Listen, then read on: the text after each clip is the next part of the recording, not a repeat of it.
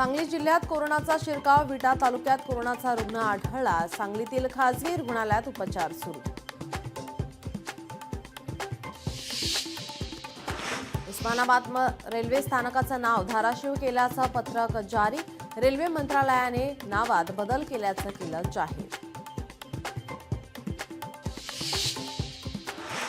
दिल्ली श्रीनगर इंडिगोच्या विमानावर वीज पडली। इंडिगोच्या विमानाचं श्रीनगरमध्ये इमर्जन्सी लँडिंग। वीज पडल्याने विमानाचा पुढचा भाग तुटला।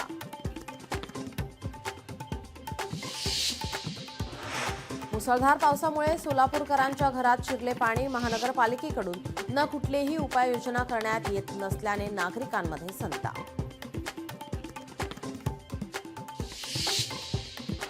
नांदेड जिल्ह्यात मागील 8 दिवसांपासून अवकाळी पावसाची तुफान बॅटिंग सुरू। पावसामुळे शेती पिकाचं नुकसान होण्याची शक्यता।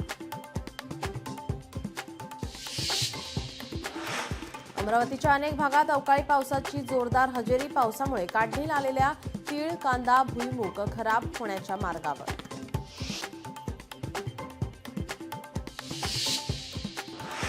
अहिल्यानगर शहरात विजेच्या कडकडाटासह जोरदार पावसाची हजेरी। जोरदार पावसामुळे आता शहरातील विद्युत प्रवाह खंडित।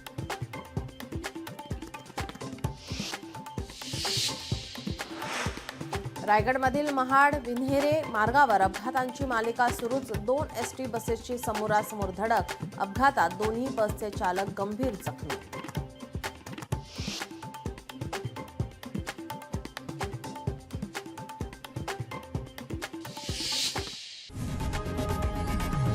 लोकशाही मराठी ऐका, पहा, जागरूक रहा।